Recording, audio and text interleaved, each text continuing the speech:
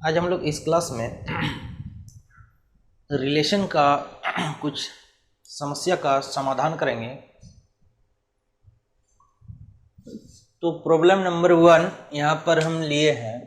Problem number 1 ये क्या बोल रहा है क्वेश्चन देखिए, let A be the set of all triangles in a plane and let R be a relation in A defined by R equal to, defined है क्या है आपका defined, triangle 1 triangle 2 such that triangle 1 congruent to triangle 2, यानी त्रिभुज 1 जो है त्रिभुज 2 के सर्वांग है।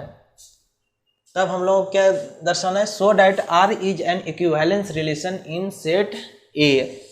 तब हम लोगों को दिखाना है कि आर जो है किस प्रकार का रिलेशन है, इक्विवेलेंस रिलेशन है, यूँ कहें हिंदी में तो वो क्या है, तुल्यता संबंध है। इसको करना है हम लोगों को। तो तुल्यता संबंध क्या होता है ये हम लोगों को जानना पड़ेगा। तुल्यता संबंध बोले तो स्वतुल्य संबंध, सम्मित संबंध और संक्रामक संबंध। तो कहने का मतलब एक ऐसा रिलेशन जो रिफ्लेक्सिव हो, सिमेट्रिक हो और ट्रांजिटिव हो, तो उस रिलेशन को ही हम लोग क्या बोलते हैं, उस रिलेशन को ही हम क्या बोलते हैं, इक्विवेलेंस रिलेशन बोलते हैं। तो बारी बारी से देखेंगे कि रिलेशन रिफ्लेक्सिव है या नहीं है, उसके बाद देखेंगे सिमेट्रिक है या नहीं है, उसके बाद देखेंगे हम लोग कि रिलेशन ट्रांजिटिव है या नहीं है। अगर तीनों है यानी तीनों रिलेशन है तो हम लोग क्या कहेंगे, रिलेशन इक्विवेलेंस रिलेशन है। कहने का मतलब कोई भी रिलेशन रिफ्लेक्सिव हो, सिमेट्रिक हो, ट्रांजिटिव हो, तो उस रिलेशन को ही हम लोग इक्विवेलेंस रिलेशन कहते हैं। तो रिलेशन तो आपका यहाँ पर डिफाइंड है, तो इसका सॉल्यूशन देखिए कैसे होगा, आपको भी साथ साथ में लिखते जाना है। फॉर रिफ्लेक्सिव रिलेशन या रिफ्लेक्सिबिलिटी लिख सकते हैं, रिलेशन फॉर रिफ्लेक्सिव रिलेशन, स्वतुल्य संबंध के लिए, हिंदी में स्वतुल्य संबंध के लिए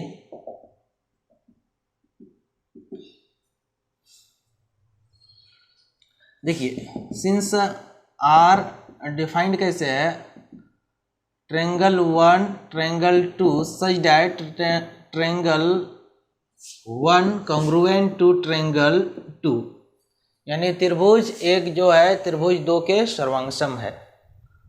और हम लोग रिफ्लेक्सिव रिलेशन किसे कहते हैं, थोड़ा सा हम चर्चा कर देते हैं यहाँ पर तीनों का।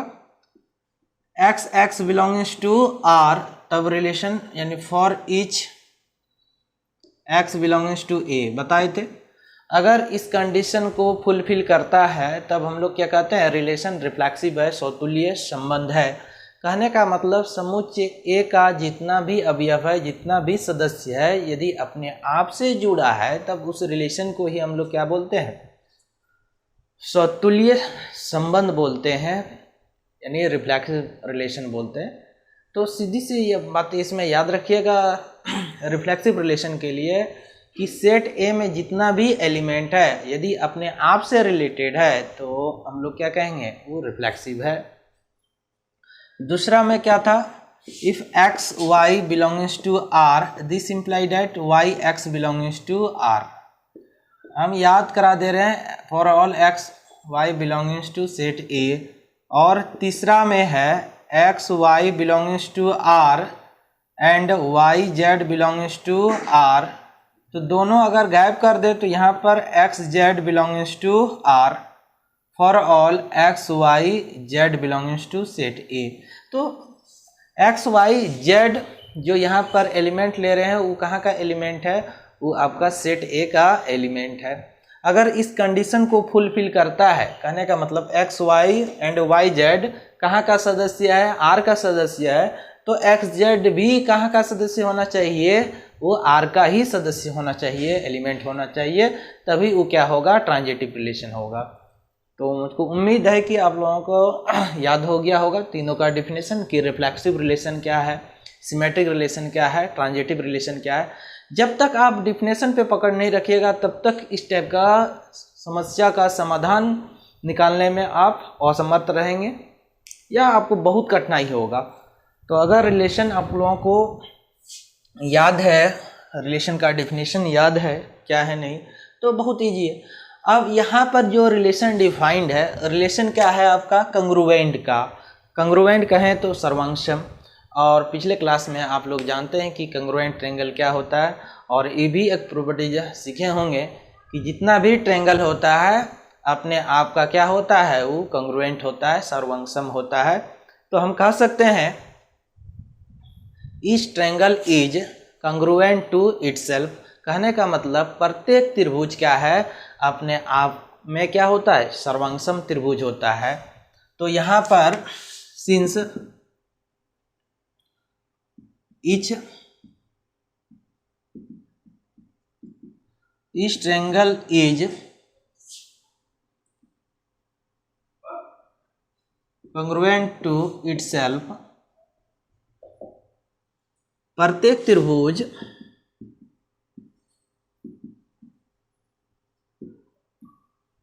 त्रिभुज स्वयं से या स्वयं का, लिखिए स्वयं का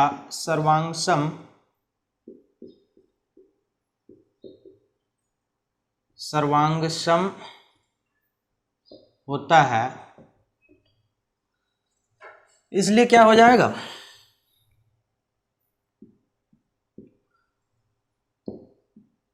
इसे डेल्टा वन या त्रिभुज one belongs to R, this imply that R is reflexive. यहाँ पे लिख सकते हैं for each delta one belongs to set A. Set A क्या है, प्लेन में जितना भी ट्रायंगल है उस सभी का क्या समुच्चय है वो। तो आर इज रिफ्लेक्सिव, आर क्या हो गया आपका, रिफ्लेक्सिव हो गया, यानी आर क्या है, स्वतुल्य संबंध है। आर किस प्रकार का संबंध है, स्वतुल्य संबंध है। अब हम लोग चेक करते हैं कि रिलेशन सिमेट्रिक है या नहीं है। उससे पहले फिर से एक बार इसको बता दे रहे हैं कि रिफ्लेक्सिव के लिए क्या चेक करना है कि जो रिलेशन दिया हुआ है, यहाँ पर कौन सा रिलेशन दिया हुआ है, कंग्रुएंट का, और दिखाना है कि जो उनका जितना भी सदस्य है, जितना यहाँ जैसे कितना सब तो सदस्य ट्रायंगल ही होगा, त्रिभुज ही होगा, तो क्या सभी त्रिभुज अपने आप से संबंध रख रहा है या नहीं रख रहा है, अकॉर्डिंग टू दिस रिलेशन, इस संबंध के अनुसार अपने आप में संबंधित है या नहीं है, इस चीज को चेक करना है। तो हम लोग जान रहे हैं कि जितना भी त्रिभुज है वो क्या होता है, स्वयं का सर्वांगसम होता है, अपने आप का क्या होता है, सर्वांगसम होता है। तो इसलिए कह सकते हैं कि जब प्रत्येक त्रिभुज अपने आप का सर्वांगसम है, कंग्रुएंट है, तो अपने आप से रिलेटेड है, अपने आप से संबंधित है। अगर अपने आप से सभी एलिमेंट रिलेटेड है यानी संबंधित है, जुड़ा हुआ है, तो हम लोग क्या कहेंगे, वो रिलेशन रिफ्लेक्सिव है यानी स्वतुल्य है। अतः जो यहाँ पर कंग्रुएंट ट्रायंगल है यानी कंग्रुएंट का जो रिलेशन है वो क्या होता है, रिफ्लेक्सिव होता है। इसको आपको याद भी रख लेना है। अब चर्चा करते हैं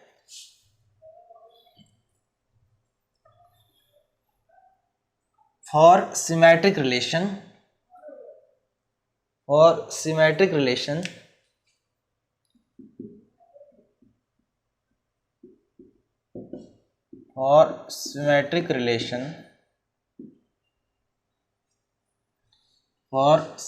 रिलेशन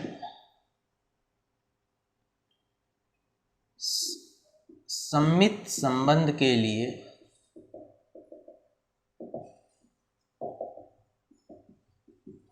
सममित संबंध किसे कहते हैं, जस्ट उल्टा होना चाहिए। अगर हम कहते हैं x y belongs to R है, तो इसका जस्ट उल्टा वाई एक्स बिलोंग्स टू क्या होना चाहिए, आर। वो बिलोंग्स कहने का मतलब यहाँ पर क्या है, बिलोंग्स कहने का मतलब वो कहाँ का रहने वाला है। एक्स वाई एक एलिमेंट को डिनोट करता है, एक सदस्य को डिनोट करता है। किसके सदस्य को, आर के सदस्य को। अगर एक्स वाई यानी कहने का मतलब एक्स वाई अगर आर का एक सदस्य है तो वाई एक्स भी आर का क्या होना चाहिए, सदस्य होना चाहिए, तभी उस रिलेशन को हम लोग क्या कहेंगे, सिमेट्रिक कहेंगे, अदरवाइज सिमेट्रिक नहीं कहेंगे।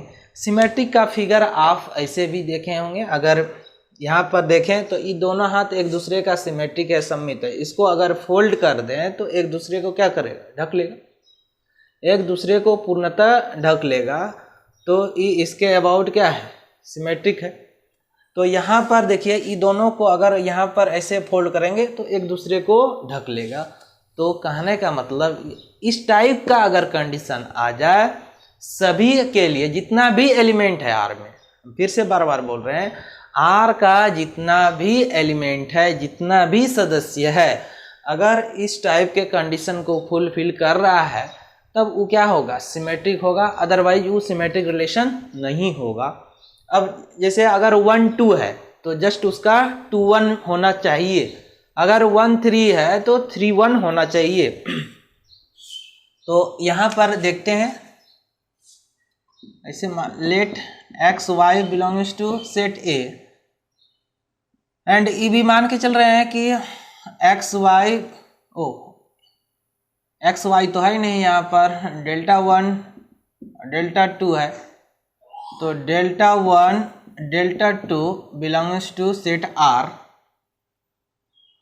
तो अगर इसको हटाएंगे यहाँ पर डेल 1 यानी ट्रेंगल 1 कंग्रुएंट टू ट्रेंगल 2, और हम लोग जानते हैं कि जितना भी ट्रेंगल होता है वो तो अपने आप का कंग्रुएंट होता ही है।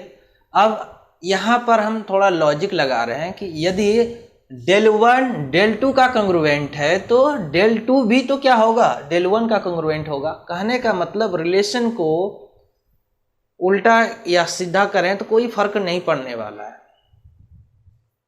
यूं इसको लिख सकते हैं हम ऐसे, डेल 2 कंग्रुएंट टू डेल 1 लिखा जा सकता है, कोई यहाँ पर रिलेशन पे फर्क नहीं पड़ रहा है। कहने का मतलब अगर इसका ऑर्डर हम चेंज कर दिए तो रिलेशन पे कोई फर्क नहीं पड़ा, जैसे का तैसे रहा।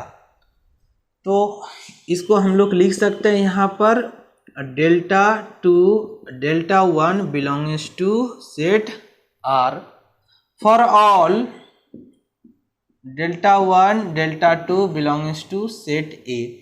सेट ए का ही एलिमेंट को हम यहाँ पर लेके चल रहे हैं, डेल्टा 1 डेल्टा 2। तो कंडीशन क्या है, ऐसे हम लिख सकते हैं 10 delta 1 delta 2 belongs to set R imply that delta 2 delta 1 belongs to set R, hence R is symmetric.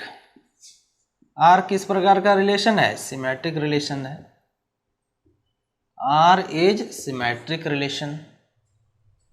R किस प्रकार का रिलेशन हो गया, सिमेट्रिक रिलेशन हो गया। अब यहां पर हम लोग देखते हैं कि ट्रांजिटिव रिलेशन है या नहीं है।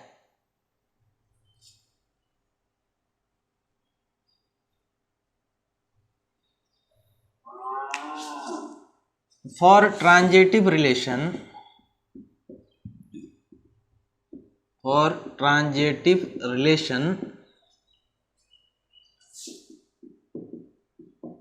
संक्रामक संबंध के लिए, इसके लिए तो कंडीशन बताए थे कि x y belongs to R, y z belongs to R, this imply that x z belongs to R, ये कंडीशन था। तो यहाँ पर मान के चल रहे हैं 3 element delta 1 delta 2 delta 3 belongs to set A, and यहाँ पर एल्सो लेट ऐसे कर सकते हैं del 1 del 2 belongs to set R and del 2 del 3 belongs to set R. This imply that, ई रिलेशन को यहाँ से हटाइए, डेल 1 डेल 2 के क्या है, del 1 congruent to del 2 and del 2 congruent to del 3। यहाँ पर थोड़ा समझिए, त्रिभुज एक जो है त्रिभुज दो के क्या है, कंग्रुएंट है यानी सर्वांगसम है, और del 2 del 3 क्या क्या है, कंग्रुएंट है, सर्वांगसम है यहाँ पर। तो इस तरह याद रखिए, यदि ये del 1 del 2 का भाई है और del 2 del 3 का क्या है, भाई है, तो del 1 और del 3 में क्या होगा, रिलेशन भाई का ही होगा ना, कि दुश्मन का हो जाएगा, दुश्मन का नहीं होगा, भाई का ही रिलेशन होगा। तो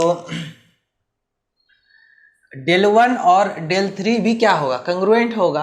अगर इसके सर्वांगसम ई है और इसके सर्वांगसम ई है तो del 1 सर्वांगसम क्या होगा, del 3, तो ई हो जाएगा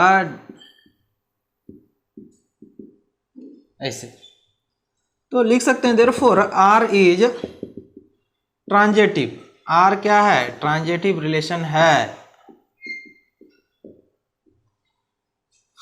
अब देखिए R जो निकला, पहले तो रिफ्लेक्सिव निकला, उसके बाद सिमेट्रिक निकला, उसके बाद क्या, ट्रांजेटिव भी निकल गया। कहने का मतलब सिमेट्रिक भी है, ट्रांजेटिव भी है और रिफ्लेक्सिव भी। यूँ कहें तो रिफ्लेक्सिव है, सिमेट्रिक है, ट्रांजेटिव है। इसलिए हम लोग क्या कर सकते हैं, रिलेशन जो है वो किस प्रकार का रिलेशन है, इक्विवेलेंस रिलेशन है।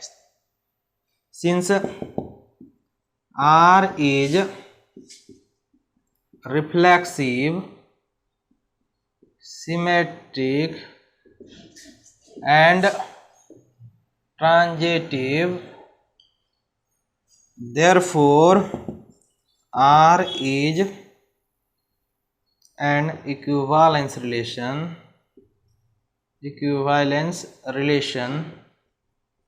इक्विवेलेंस का है तो तुल्यता संबंध, इक्विवेलेंस का हिंदी क्या होता है, तुल्यता संबंध है।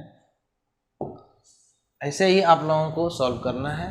यदि आप लोगों को इस टाइप का वीडियो आपके स्टडी में मदद करता है तो कमेंट बॉक्स में जाकर यस सर लिख सकते हैं, जिससे कि मुझको मोटिवेशन मिलेगा और इस टाइप का वीडियो हम बनाते रहेंगे। पूरा वीडियो को देखने के लिए धन्यवाद।